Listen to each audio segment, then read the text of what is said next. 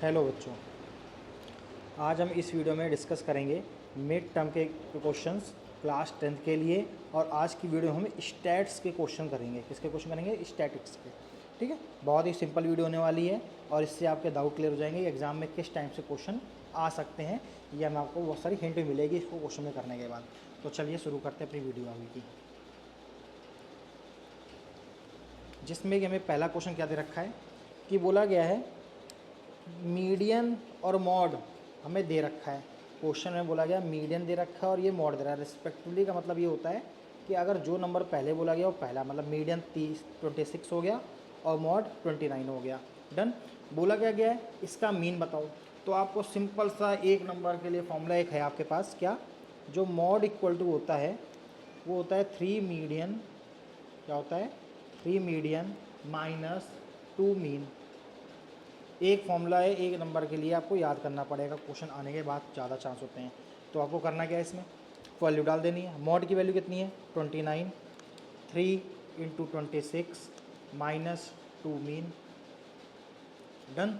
Mean को इधर लिया और पोजीशन चेंज कर लिया। 26 3 कितना होता है? 78। 78 माइनस में 29, यहाँ आ गया कितना? 2 मीन। 28 माइनस करेंगे इसमें कितना आ जाएगा? 50 49, कितना आ जाएगा? 49। और मीन की वैल्यू कितनी आ जाएगी?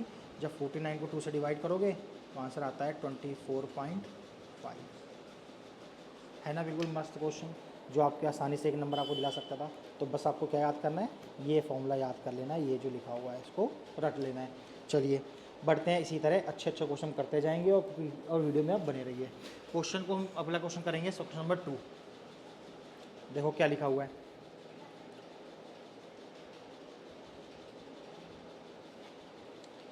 यहाँ में बोला गया है जो क्युमुलेटिव फ्रीक्वेंसी होती है निकालना होता है, टेबल निकालते हैं। यूज़फुल किस केस में निकालते हैं?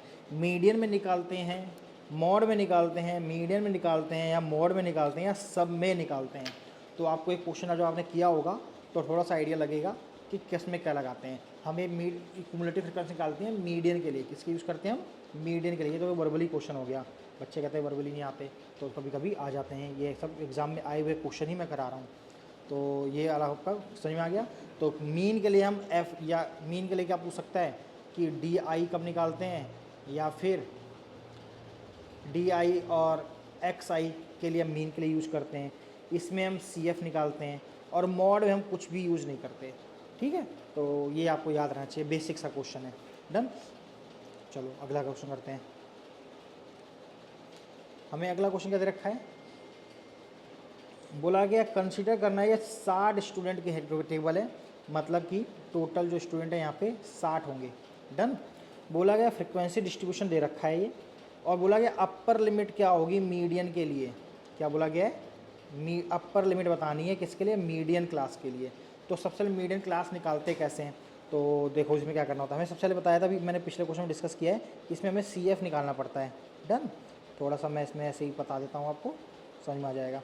तो सी एफ क्या होगा? जो पहला नंबर एज इट इज़ लिख देते हैं, और फिर ये जो नंबर सी एफ में लिखा और नेक्स्ट नंबर को ऐड कर दें, कितना हो जाएगा? 28।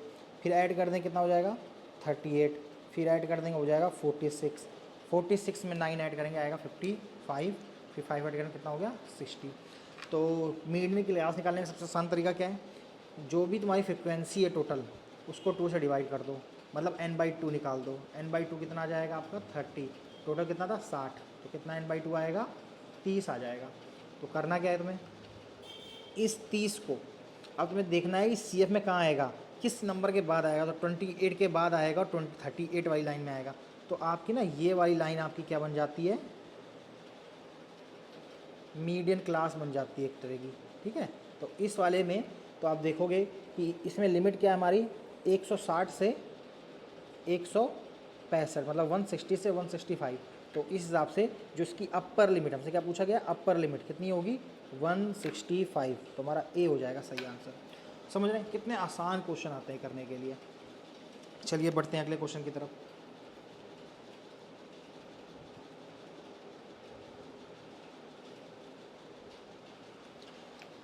देखते हैं इसमें क्या दिया गया है। बोला गया है in frequency distribution the mid value of a class is 10, मतलब जो मिड वैल्यू अच्छे है और बोला गया जो क्लास की विड्थ है वो कितनी है 6 मतलब चौड़ाई, तो लोअर लिमिट कितनी होगी।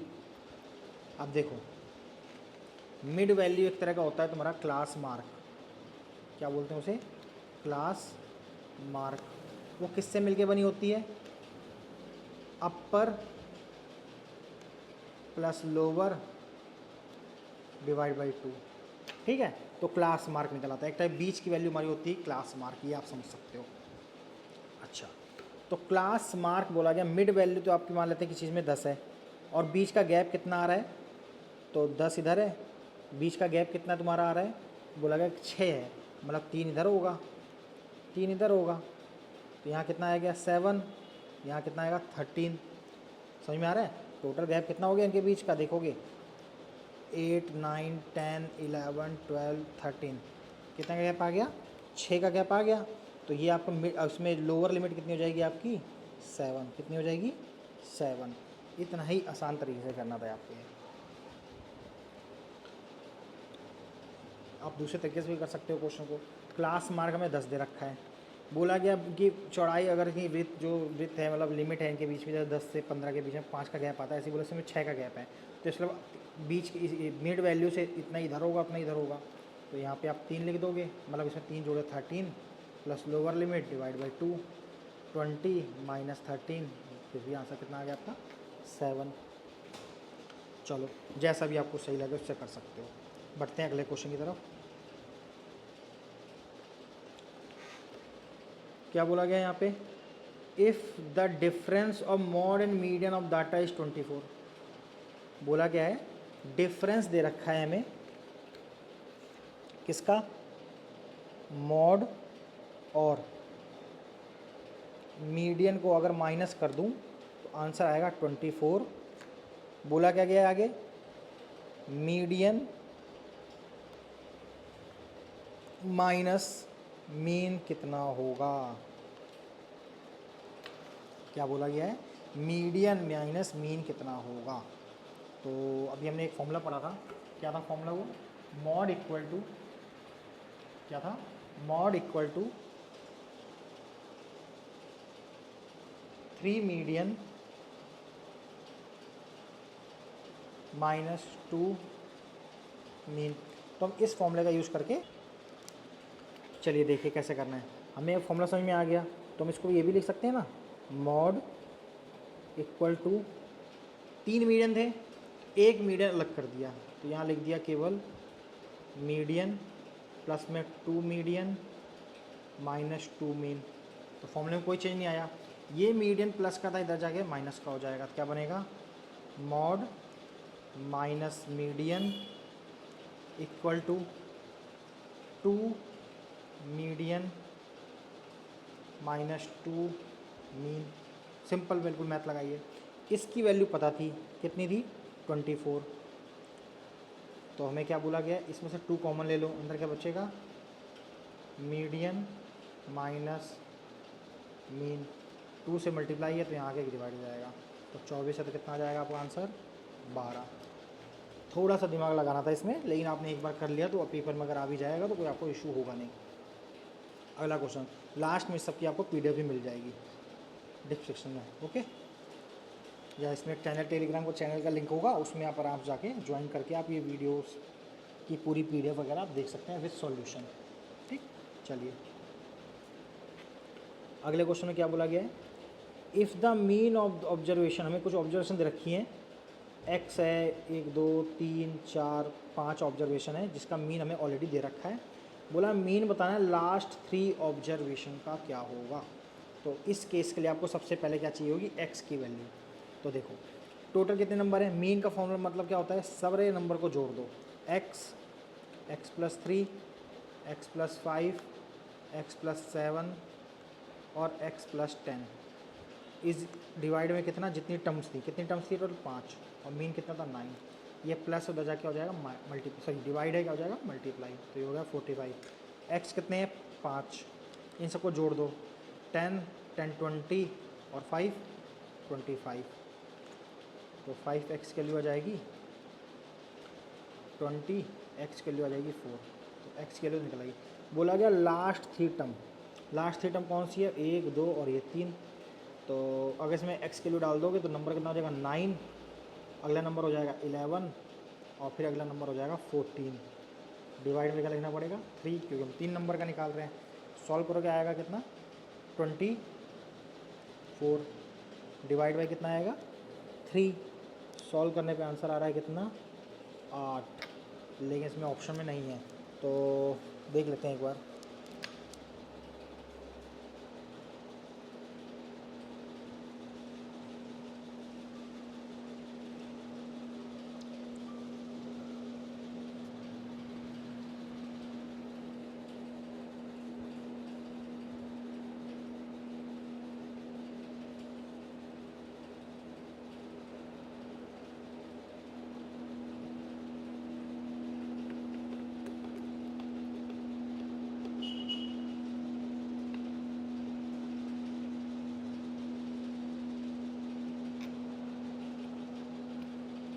तो मे भी ये चांस है कि हो सकता है इसके ऑप्शन गलत हैं, अदरवाइज़ हमारा आंसर तो सही है। फिर भी चेक कर लेते हैं यहाँ पे क्या आ रहा है, कितना आ जाएगा यहाँ 31 बाई, हाँ डन, हमारी गलती हो गई, ये 34 आ रहा है, सॉरी यहाँ कितना आ रहा है 34/3, कैंसिल करोगे तो आपका आ जाएगा 11/1/3, मतलब कि सही आंसर कितना हो गया सी। तो सॉरी फॉर मिस्टेक, बट हमारा आंसर आ गया है, आंसर ये डन। चलो अगला क्वेश्चन करते हैं।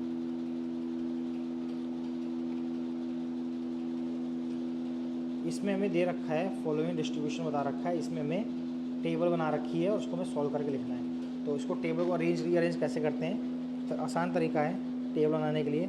यहाँ तो आपका CI हो जाएगा, यहाँ हो जाएगा फ्रीक्वेंसी, पहला वाला पेज मत करते हैं हम, क्या लिख देते हैं बिलो 10, ठीक है। अगले वाले को क्या कर दोगे आप 10 से 20, फिर अगले से 20 से 30, फिर आएगा 30 से 40, 40 से 50 और 50 से 60, डन। पहले वाले में कोई चेंज नहीं, CF निकालते समय आप ऐड करते जा रहे थे, इसमें आप माइनस करते जाना है। इन दोनों का डिफरेंस कितना आ जाएगा 9, इन दोनों का डिफरेंस कितना आ जाएगा 16 और 28, और इसका जो डिफरेंस आ जाएगा 29, और इन दोनों का जो डिफरेंस आ जाएगा आपका फिर 15 और 3 18, और इन दोनों का गैप आ जाएगा 5। ये आपका डन हो गया। हमसे लेकिन क्या बोला गया है करने के लिए, सबसे ज़्यादा वाला